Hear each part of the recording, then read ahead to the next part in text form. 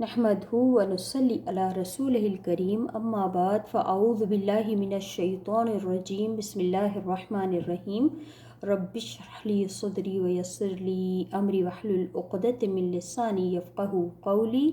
सूरत आले इमरान आयत नंबर 110 120 ताईं तर्जुमो। कुंतुम खैर उम्मतिन तव्हां आयो उहो बहितरीन गिरोह उख़रिजत लिन्नासी जेको उथारियो वियो माण्हुनि जे लाइ। तअमुरून तव्हां हुकुम करियो था बिलमारूफ़ी भलाई जो व तन्हौन ऐं तव्हां रोकियो था या मना करियो था अनिल मुनकर बुराई खां। व तुमिनून बिल्लाही ऐं तव्हां ईमान रखो था अल्लाह ते। वलो ऐं अगर आमन ईमान आणिन हा अहलुल किताबी अहले किताब मां यानी यहूदो नसरानी लकान ख़ैरन लहुम अलबत्ता हुजे हा बेहतर उन्हनि जे लाइ। मिनहुम उन्हनि मां मिनहुमुल मुमिनून उन्हनि मां कुझु ईमान वारा आहिनि व अक्सरुहुमुल फ़ासिक़ून ऐं अक्सरियत जेका आहे से नाफ़रमान आहिनि। लन यदुर्रुकुम हरगिज़ न हू नुक़सान ॾींदा तव्हांखे इल्ला अज़ा सिवाइ कुझु अज़ियत जे। व इन युक़ातिलूकुम ऐं अगर हू जंग कनि तव्हां सां युवल्लूकुम हू फिरी वेंदा तव्हांखे ये न फेरे छॾींदा तव्हां ॾांहुं अल अदबार पंहिंजूं पुठियूं यानी जंग जे मैदान मां भॼी वेंदा। थुम ला युंसरून पोइ हू न मदद कया वेंदा। दुरिबत अलैहिमुज़्ज़िल्लतु चिपकाई वई या मुसलत कई वई उन्हनि जे मथां ज़िल्लत। ऐं नमा सुक़िफ़ू जिते बि हू लभिया वञनि मिलनि तव्हांखे जिते बि हू तव्हां उन्हनि खे ॾिसो। इल्ला बिहबिलिम मिनल्लाहि सिवाइ उहे जेके अल्लाह जी पनाह में अची वञनि। व हबिलिम मिनन्नासी ऐं हू पनाह वठनि माण्हुनि खां। वबाऊ बिग़दबिम मिनल्लाहि ऐं हू वापसि वरिया ग़ैज़ो ग़ज़ब में अल्लाह जी तरफ़ां खां। वदुरिबत अलैहिमुल मस्कनतु ऐं मुसलत कई वई उन्हनि जे मथां मुहताजी। ज़ालिक इहो बि अन्नहुम बवजा उनजे जो हू हुआ छा उन्हनि कानू हुआ यकफुरून कुफ़ुर कंदा इनकार कंदा बि आयातिल्लाही अल्लाह जी आयात जो। वयक़्तुलूनल अंबिया ऐं हू क़त्ल कंदा हुआ अंबिया खे बग़ैर हक़ बग़ैर हक़ जे।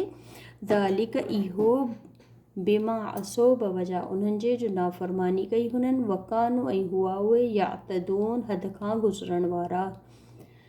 लईसू हरगिज़ न आहिनि सभु सवाअन बराबर मिन अहलिल किताबी अहले किताब मां उम्मतूं क़ाइमतूं यतलून आयातिल्लाही हिकिड़ो गिरोह आहे जेको क़ाइम आहे सिधी राह ते हू तिलावत कनि था अल्लाह जूं आयात आना अल-लैली रातुनि में वहुम यसजुदून ऐं सजदा कनि था।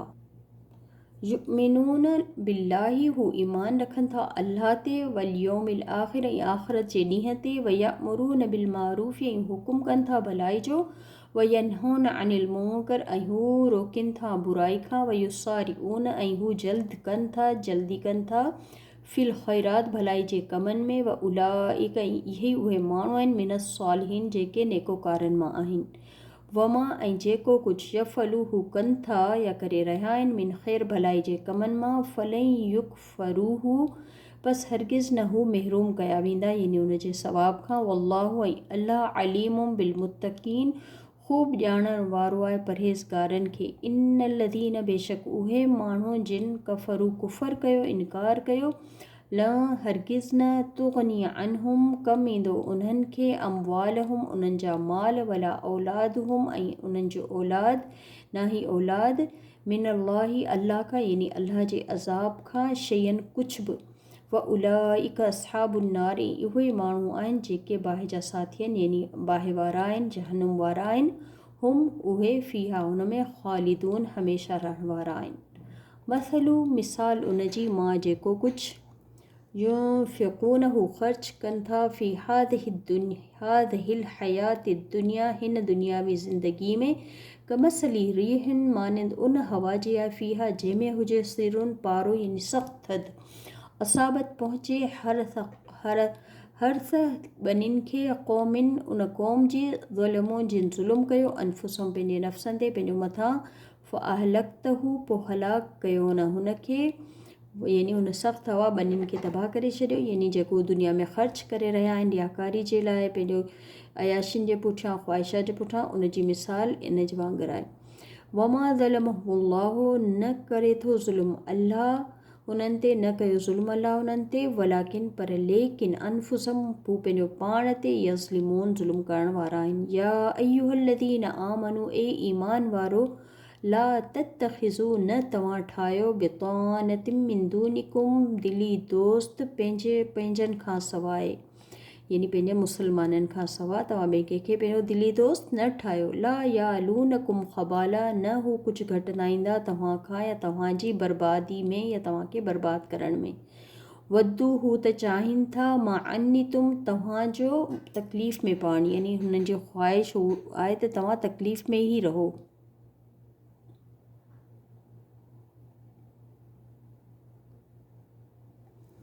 क़द तहक़ीक़ बदतिल बग़दाउ ज़ाहिर थी वियो बुग़्ज़ हुननि जो मिन अफ़वाहिम हुननि जे वातनि मां वमा तुख़फ़ी सुदूर ऐं जेको कुझु हू लिकाए रहिया आहिनि हुननि जा सीना अकबर वधीक आहे।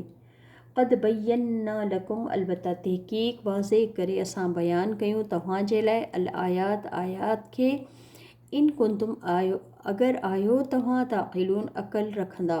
हा तुम उलाई हा तव्हां आहियो उहे माण्हू जेके तुहिब्बूनहुम तव्हां मोहबत रखो था हिननि सां वला युहिब्बूनकुम ऐं न हू मोहबत रखनि था तव्हां सां वतुमिनून ऐं तव्हां ईमान रखो था बिल किताबी कुल्लिही तमामु आसमानी सभिनी आसमानी किताबनि ते सभिनी किताबनि ते जेके अल्लाह नाज़िल कयूं आहिनि। व इज़ा लक़ूकुम ऐं जॾहिं हू मुलाक़ात कनि था तव्हां सां क़ालू हू चवनि था आमन्ना असां ईमान आंदो व इज़ा ख़लो ऐं जॾहिं अकेला आहिनि तन्हाई में आहिनि अब्दू अलैकुम हू चक पाइनि था यानी कटिन था तव्हांजे मथां अल अनामिल मिनल ग़ैज़ पंहिंजी आङुरियुनि खे गुस्से जी वजह सां। कुल इन्हनि खे चओ मूतू पाण मरो बेग़ैज़कुम पंहिंजे गुस्से में इन अल्लाह बेशक अल्लाह अलीमुन ख़ूब ॼाणण वारो आहे बिज़ात सुदूर जेको कुझु सीननि में आहे यानी दिलनि जे हाल खे अल्लाह वधीक ॼाणण वारो आहे। इन अगरि तम ससकुम हसनतुन अगरि पहुचे तव्हांखे का चङाई तसूहुम त बुरो थो लॻे हुननि खे व इन तुसिबकुम ऐं अगरि पहुचे तव्हांखे सही अतुई यफ़रहू बिहा अगरि पहुचे थी तव्हांखे का बुराई तकलीफ़ त ख़ुशि थियनि था उन ते व इन ऐं अगरि तस्बिरू तव्हां सब्र कयो तस्बिरू अगरि तव्हां सब्र कयो व ततक़ू ऐं तक़वा इख़्तियार कयो ला यदुर्रुकुम न हू नुक़सानु पहुचाए सघंदा तव्हांखे या न नुक़सानु कंदी तव्हांखे कैदुहुम हुननि जो मकर हुननि जी चाल शयन कुझु बि इन अल्लाह बेशक अल्लाह बिमा उहो जेको यामलून हू अमल करे रहिया आहिनि मुहीत घेरण वारो आहे। सुब्हानक अल्लाहुम्मा व बिहम्दिक अशहदु अल्ला इलाहा इल्ला अंत अस्तग़फिरुक व अतूबु इलैक। अस्सलामु अलैकुम व रहमतुल्लाहि व बरकातहू।